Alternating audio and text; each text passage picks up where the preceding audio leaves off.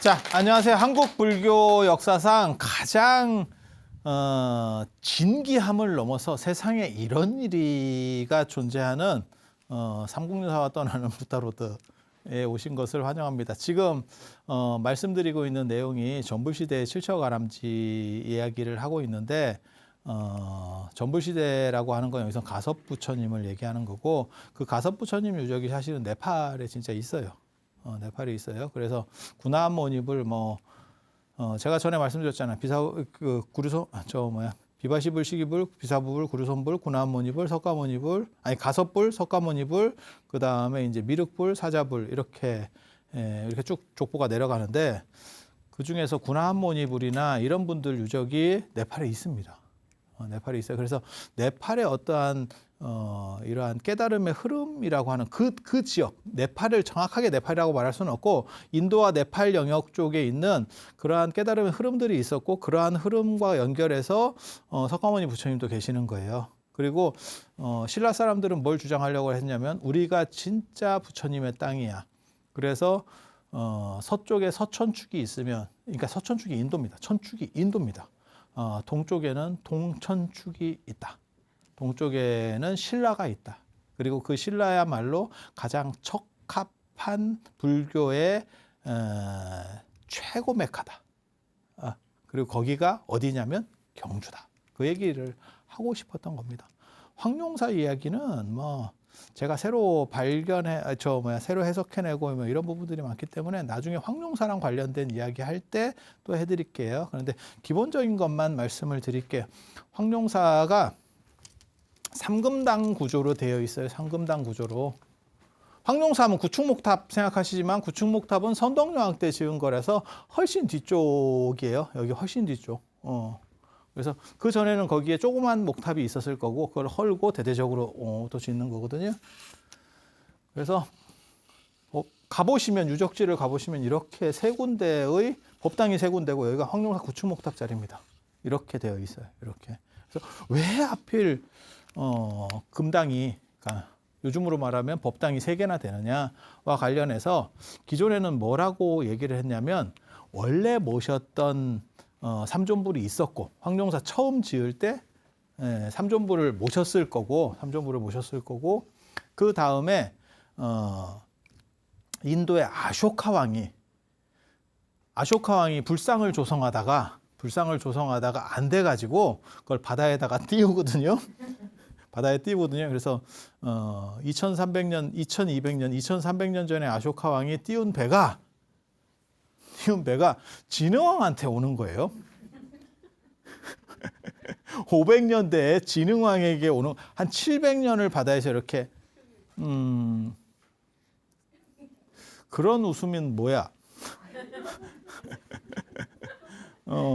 그렇게 해서 그 배를 열어보니까 거기에 금속들, 금도 있고 동도 있고 이런 식으로 해가지고 재료들이 다 있고, 그걸 만들려다가 실패했으니까, 그래서 2년 있는 땅에 가서 이제 조성이 되라. 나중에 황룡사 장육존이라고 하는 조가 있어요. 장육존상에 대한 이야기가 있는데, 그 이야기에 보면 그게 이제 울산으로 들어옵니다. 울산이 경주에서는 인천과 같은 도시예요. 그래서 경주는 해안이 높아서 배가 접안이 안 됩니다. 접안이 안 돼요. 그러니까는 바다가 깊은 거죠. 지금은 그게 더 좋은 거고, 예전에는 안 좋은 겁니다. 예전에 목선 이런 거는 접안할 수가 없어요. 그래서 울산으로 배를 대서 이렇게 경주로다가 물류를 땡겨오는 방식을 쓰거든요. 그래서 울산이 굉장히 중심 도시입니다. 신라 시대 때는 굉장히 잘 나가는. 그래서 영빈관이 울산에 있었던 거예요. 그게 태화사입니다. 태화사가 사찰이면 동시에 영빈관까지 같이 하는 굉장히 재밌는 사찰이에요. 그래서 그쪽에서 내려가지고 접대하고 그 다음에 물류는 이제 실어서 움직이는 거예요. 그래서 그런 정도 생각을 하시면 돼요. 그래서 울산으로 그 배가 들어왔다는 거예요. 그래서 그 배에 있는 이런 것들을 기본적으로 어디다 옮겨놓냐면 동축사, 동천축이니까. 지금도 동축사가 남아있어요. 그래서 그러한 재료들하고 삼존상이 조그만 걸 내가 이렇게 만들려고 해요 라고 해서 삼존상을 거기다가 같이 동봉을 했대. 재료 플러스 삼존상 그 기본 가다 모델을 동봉을 해놨대. 이해가 되시죠? 이해가 되시죠? 이게 아유광상일 거예요. 아유광이 모셨다는 설화가 있는 전설이 있는 불상이 있어요. 불상이. 그게 이제 나중에 현장의 대당서역기나 자은전에서도 그런 얘기가 나오거든요. 저게 한 시대를 풍미합니다. 그래서 저 배가 아마 중국의 산동반도 쪽, 아니 산동반도가 아니고 저 남쪽으로 내려가면 아유광사가 있는데 아마 그쪽을 통해서 이렇게 해로로 왔을 거다. 이렇게 추정을 하는 거예요. 그러니까 이게 되게 재밌는 게 아쇼카 왕은 절대 보냈을 리가 없어요. 당연한 얘기지. 700년 동안 목선이 바다에 어떻게 떠 있어. 그건 캐리비안의 해적이나 가능한 얘기라니까. 그런 영화에서나. 거기는 그냥 바다 속으로 들어갔다가 나왔다가 배가 이러잖아. 목선인데 썩지도 않고. 귀하목인가? 왜 안 썩지? 뭐 이렇게 하는 거니까. 그래서 일반적인 우리가 상식적으로 생각했을 때 그건 아닐 것 같고 라고 생각을 하는 거예요. 이게 이제 우리 장점이잖아. 근데 이제 이런 얘기를 너무 하면 또 역사 얘기 같이 되는 거야. 그래서 또 재미가 없대. 그러면 또 이제 나도 미치겠어. 약도 팔아야 되고 그걸 합리적으로 이제 해석도 해줘야 되고. 그래서 중국에서 나중에 아쇼카 왕상이라는 게 뭐 유행을 했던 것 같아요. 아쇼카 왕이 모셨다. 아쇼카 왕 때는 불상이 존재하지 않았습니다. 기원 전후에 무불상 시대가 끝나고 간다라고 마투라에서 시작이 되기 때문에 제가 불상 수업도 하는 사람입니다. 그래서 아쇼카 왕 시대에는 불상이 없고 다음 시간 때쯤에 제가 더 충격적인 얘기를 해드릴 거예요. 문수보살이 불상을 만들어서 인도에서 부처님 돌아가시고 문수보살이 불상을 만들어서 우리나라로 보내요. 그게 금강산 유점사입니다. 유점사 53불. 제가 그걸로 논문도 썼어요. 그런데 양식적으로 봤을 때는 대부분 통일신라 시대 불상이야. 문수보살이 통일신라 시대 불상을 만들었네. 이게 참 확실히 진기한 거예요. 왜?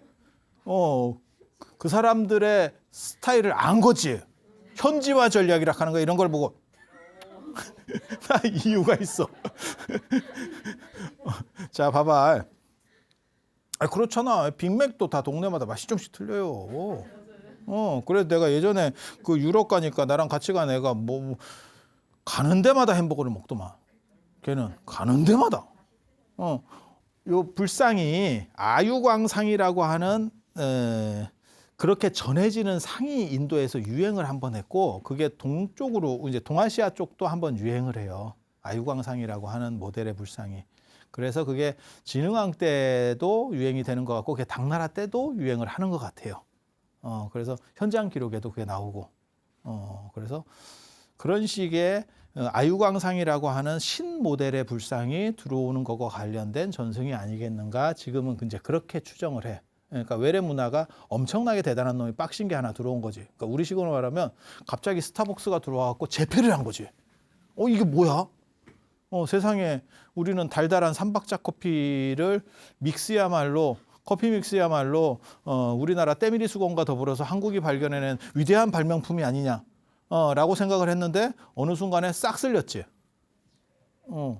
그리고 갑자기 사이렌이 와가지고 그죠? 그 여자애가 사이렌이잖아.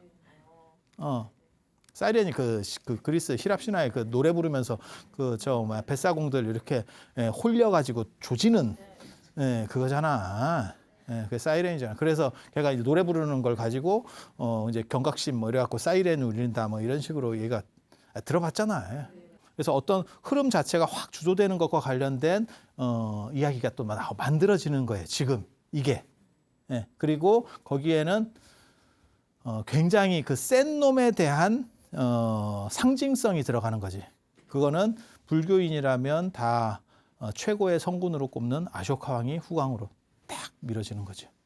그리고 신라의 저 진흥왕도 아쇼카 왕 같은 사람이 되고 싶었던 거예요. 아쇼카 왕 같은 사람이. 실제로 나중에 선덕여왕도 아쇼카 왕 같은 그런 걸 전륜성왕이라고 합니다. 전륜성왕. 그래서 이 아유광상이라고 하는 게 있는데 요때 이 모델 불상이 삼존이 왔다는 거예요. 그래서 원래 여기다 가운데다가 삼존불을 모셨는데 그 모델 불상을 보고 이건 좀 작은 거지. 모델로 온 거니까 샘플로 온 거니까 그래서 작은 거 있고 그다음에 요 재료를 가지고 만들었더니 한 번에 만들어졌대. 딱 그렇게 나와요.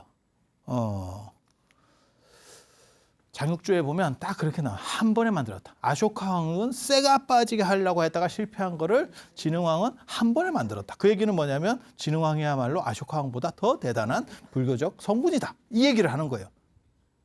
내포 의미가 그런 거라고요. 그런 거라고. 그래서 그렇게 만드니까 어떤 일이 벌어지냐면 장육존상. 장육존이 1.6척이라는 얘기거든요. 1.6척 이게 3m, 368, 4.8m 정도. 약 한 5m 정도 되는 그런 정도의 불상을 만든 거예요. 이게 신라 삼보입니다. 신라 삼보. 신라 삼보. 세계의 보물. 진평왕의 천사옥대. 그 다음에 장육존상, 황룡사 장육존상, 황룡사 구층목탑. 만파식적 아닙니다. 자꾸 잘 모르는 사람들이 자꾸 뭐 만파식적 얘기하는데 그거 아닙니다. 그래서 요 장육존상 큰 거를 모시면서 여기 있는 불상을 뺀 거죠. 그리고 여기도 다시 지었을 겁니다. 안 들어가요.